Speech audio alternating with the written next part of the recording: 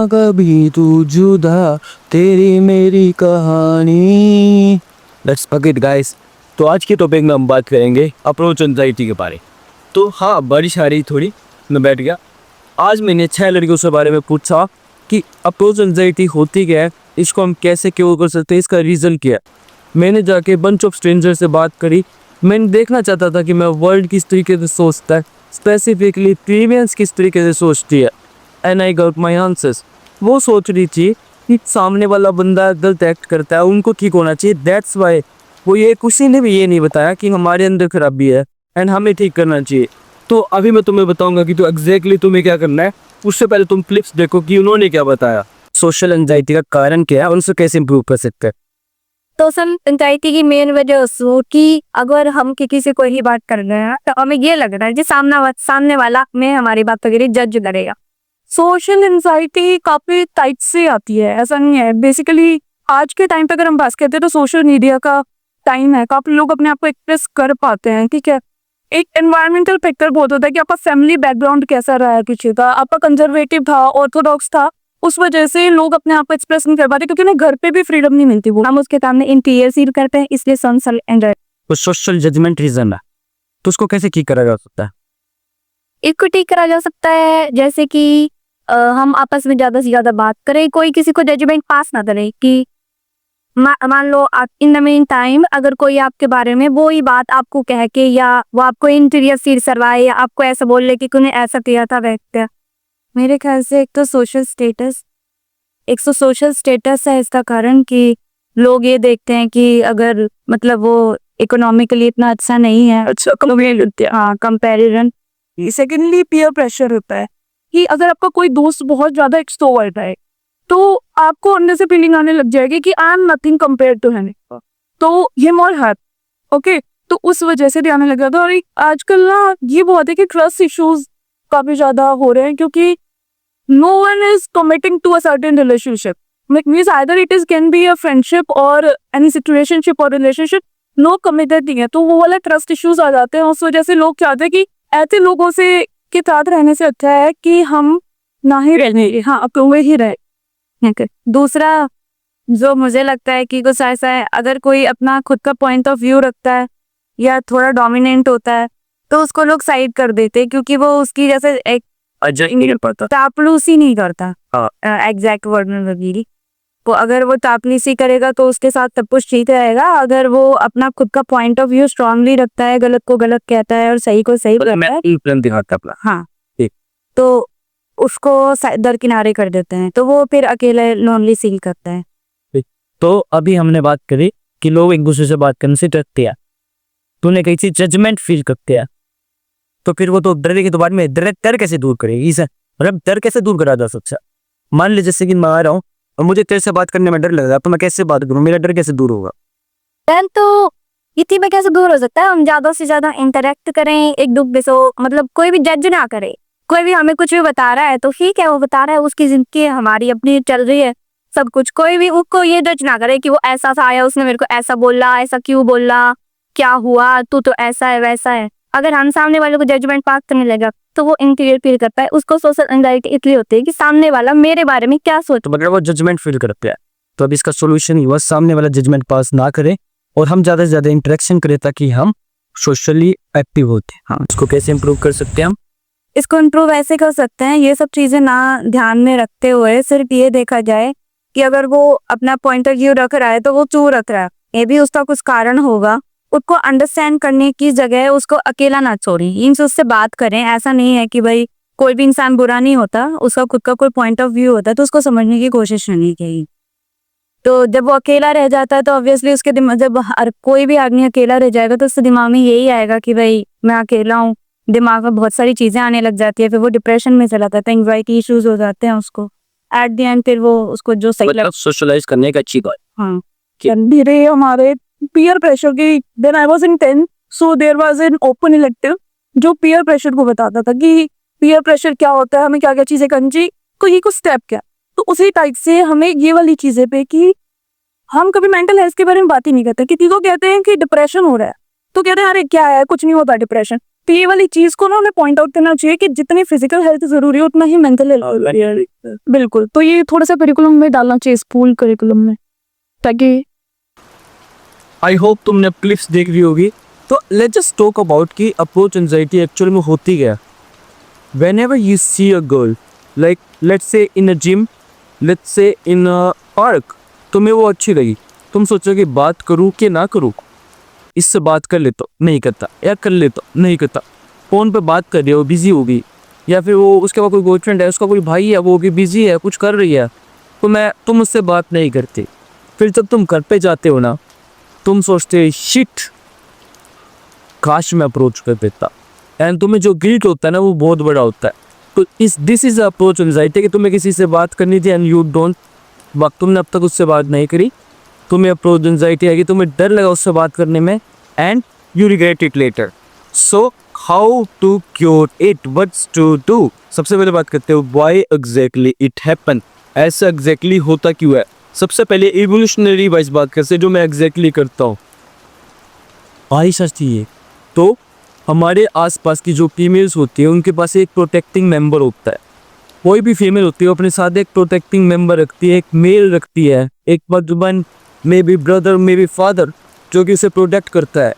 अब प्राइमल वे में क्या होता था कि हम अप्रोचिंग नहीं करते थे, हम फ्लर्टिंग नहीं करते थे, हम डायरेक्ट जाते थे, ब्रीड करते थे, अपने बेबीज बनाते थे। बट हम रेंडमली गर्ल को ब्रीड नहीं कर सकते, क्योंकि अगर गर्ल का मन नहीं है ब्रीड करने का तो it will be bad thing. तो इसलिए उसको अपने पास, उसके पास मेल डोमिनेटिंग पर्सन रहते थे जो उसे डिफेंड करते थे। और मैं रेंडमली जाके इसको ब्रीड करने लगा उसकी मर्जी बिना, तो वो मुझे फक आउट कर सकते थे, मुझे बीट कर सकते थे। तो ये हमारा इवोल्यूशनरी डिफिसिटिंग बन गया कि अगर हमें अपने आप को प्रोटेक्ट करना है तो हम रेंडमली गर्ल्स को अप्रोच नहीं कर सकते। ये फियर था हमें, और ये आज भी है। बट आज एग्जैक्टली ऐसा नहीं होता। आज हम ब्रीड करने नहीं जाते, आज हम बात करने जाते हैं। और जबकि हम बात करने जाते हैं हमें फियर सेम आता है, हमें डर सेम लगता है। तो इस वजह से हमें डर आज भी है, हमें एंजाइटी आज भी है। तो हमें इसके लिए बस क्या करना है, प्रोग्रेसिवली डिसेंसिटाइज द फियर। अपने फियर को धीरे धीरे धीरे कम करो। एक दिन पे जाते हमें 100 किलो नहीं उठाना, हमें धीरे धीरे, हम जिम गए, हमने खाली रोज में वेट मारा, और हम धीरे धीरे से ठीक करेंगे। दूसरा रीज़न तुम क्या कर सकते हो, तो मैं लगता है कि मैं नर्वस हो गया, मुझे अजीब लग रहा है, मुझे डर लग रहा है, तो हम इसको चेंज कर सकते हो एक्साइटमेंट से। अरे एक्साइटमेंट में तो सेम फीलिंग होती है, सेम तरीके के इमोशन रिलीज होते हैं, सेम तरीके का ब्लड फ्लो और वाइब मैच होती है। तो but you need to do, you need to replace your nervousness with excitement, कि मैं आज एक्साइटेड उससे बात करने के लिए, मुझे एक्साइटमेंट फील हो रही है, मुझे मज़ा आ रहा है। तुम्हें इस तरीके से रिप्लेस कर देना है। तो जब भी तुम्हें कभी भी किसी व्यक्ति को देख के एंजाइटी फील हो रही है, तुम्हें उससे तो स्पेसिफिकली जरूर बात करनी है। इट इज़ अ रूल कि जब भी तुम्हें एक एंजाइटी फील हो, तुम्हें उस स्पेसिफिक पर्सन से 100% बात करनी है।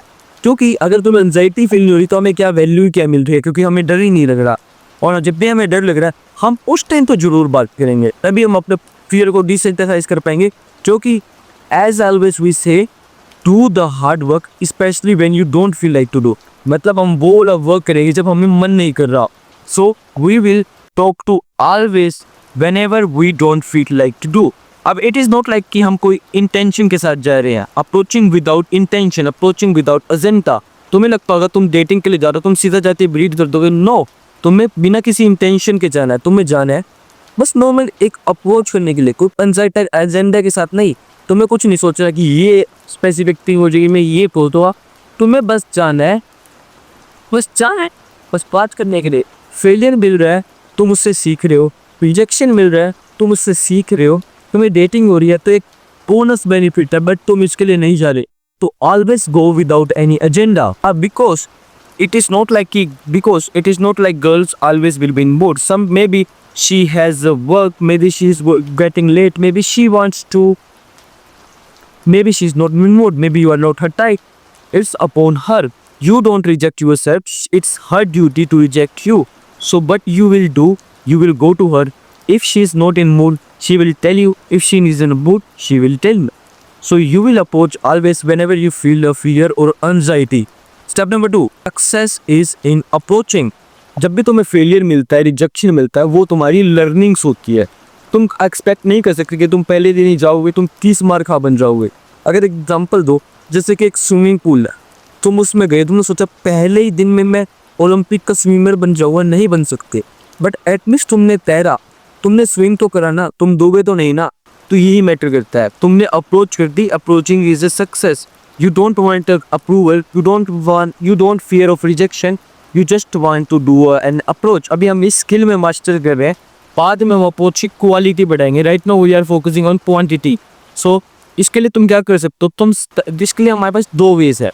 सबसे पहला जो मैं करता हूँ राइट नाउ, कि मैं जहाँ भी जा रहा हूँ, मे बी मैं जिम जा रहा हूँ, मे बी मैं अपनी बास्केटबॉल की अकेडमी में जा रहा हूँ, मे बी मैं सोशलाइज करने हाई नेटवर्क क्लब्स में जा रहा हूँ, wherever I go I talk to peoples. If I am getting anxiety, if I am feeling this person is beautifully, if I want to talk to that person, I will do that in respective of anything.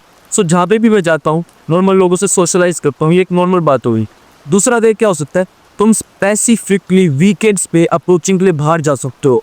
हाँ, मैं भी अपने भाइयों को देती specifically weekend मतलब Saturday पे 1-2 घंटे के लिए पार्क में बाहर जा सकते हो। जिस टाइम तुम्हारा गोल क्या हुआ, तुम नॉर्मल सब इंसानों से बात करोगे, तुम्हारा गोल सोशलाइज करना है। अगर तुम एक अंकल मिल गए तो उससे बात करोगे, तुम्हें एक आंटी मिल गई तुम उनसे बात करोगे, तुम बूढ़ों से बात करोगे, तुम बच्चों से बात करोगे। You are not specifically going for females, you will talk to everyone because you are becoming more of a social guy. You are increasing your skill, you are increasing your confidence, you are increasing your charisma, your aura. That's how you will become a good guy in vibe and you able to attract girls later. अब थोड़ी सी little guide दे देता हूँ। अगर तुम्हें लग रहा है कि मैं अप्रोच कैसे करूँगा, मुझे डर लगता है, एंजाइटी होती है, start with direction. Uncle ji Akash PG कहाँ पे है, या फिर दैट क्लासेस कहाँ पे है। तुम कोई भी क्वेश्चन पूछ सकते हो, डायरेक्शन पूछ सकते हो। जैसे ही तुम डायरेक्शन पूछने में कैपेबल हो जाओ, तुम लोगों से कॉम्प्लीमेंट दे सकते हो। You have a very nice shirt, you have a very nice shoes, your combination is very good. That's how you can progressively overload in talking step. अब तुम इसके लिए एक गेम कर सकते हो विच इज़ 20 मिनट 6 सेट्स। मतलब 20 minute के लिए तुम्हें एक टाइमर होल्ड करना है, उस टाइम तुम्हें 6 लोगों से बात करनी है। ये एक गेम है, तुम इसको ऐसे सोचो कि तुमने 6 लोगों से बात नहीं की तो कुछ बहुत ही बुरा हो जाएगा, तुम्हारे पेरेंट्स के साथ कुछ हो जाएगा। तो तुम्हें ये गेम कंप्लीट करनी है, तुम्हें 6 लोगों से बात करनी है। हाँ, अब दमैस मत बनना कि अगर तुम्हें किसी से इंटरेक्शन अच्छा चल रहा हो, किसी लड़की से, और तुम मैं सोचो कि मैं 6 इंटरेक्शन देने तो मैं इसको छोड़ देता हूँ। नहीं, it is like 20 minutes of 1 long interaction या फिर 20 मिनट्स ऑफ 6 शॉर्ट इंटरेक्शन। तुम इसको हफ्ते में एक बार करो, धीरे धीरे इसको 2 सेशंस 3 सेशन ऐसे 6 सेशंस बढ़ाते रहो and you can play this game. It is very excited game. मैंने भी अपने दोस्तों के साथ खेला, बहुत मज़ा आता है इसको खेलने में। We set a timer, it is excitement, it is chaos. तुम इधर जा रहे हो, उधर जा रहे हो, तुम लोगों से बात कर रहे हो, कॉम्प्लीमेंट दे रहे हो, तुम एक सोशल गाय की तरह बन जाते हो और बहुत मज़ा आता है खेलने में। तुम्हें क्या करना है, तुम्हें मिनिमाइज़ करना है कि एक बंदे से दूसरे बंदे के जाने से बात करने के बीच का टाइम। अगर तुमने किसी से बात करी एंड तुम दूसरे बंदे से बात करने के लिए ज़्यादा टाइम लगाते हो तो तुम्हारा प्रोग्रेसिव डीलोड हो जाता है। मतलब क्या, अगर मैंने जिम में एक वेट उठाया, मेरा शरीर गर्म है, अब मैं 2 घंटे बाद अगर एक्सरसाइज करनी सोचूँ, नहीं मेरा शरीर गर्म नहीं है, तो इन सेम वे अगर मैंने किसी से बात करी, मेरा सोशल मोड एक्टिवेट है। अगर मैंने ज़्यादा वेट करा तो मेरा सोशल मोड फिर से डीएक्टिवेट हो जाएगा और मैं फिर से बात नहीं कर पाऊंगा। So you need to minimise the time between each interactions. What you need to do, what is your goal is kill the fear, do it anyway. जो मैंने अभी तुम्हें बताया कि do the hard work specially when you don't feel like. हमें real experience करना है कि हमें एंजाइटी हो गया, हमें थोड़ा सा डर लग रहा है, उसको हमें एक्साइटमेंट माननी है और हमें स्टिल बात करनी है। And you will feel fucking G, you will feel fucking god, you will, तुम्हें मज़ा आएगा। तुम्हें एक्साइटमेंट से जब तुम्हें रिजल्ट्स मिलते हैं तुम्हें बहुत आग सी बन जाती है, मज़ा आता है। So our goal is progressively desensitizing the fear. Now अब it is all about approach anxiety. अगर तुम्हें मेरे से 1-on-1 कोचिंग करनी है, मैं तुम्हें खुद सिखाऊंगा इंटरेक्टिव मोमेंट में। मैं तुम्हें बताऊंगा देख तू यहाँ पे गलती कर रहा है, तुझे ये करना चाहिए था, तो तुम मुझे पर्सनली मैसेज कर देना इंस्टाग्राम पे। मैं तुम्हें इससे कॉल में बात करके सेट कर सकता हूँ कि तुम्हारे स्लॉट ओपन है या नहीं। और anyway, if you want your first webinar with in 90 days, check out the first link in description. Bye.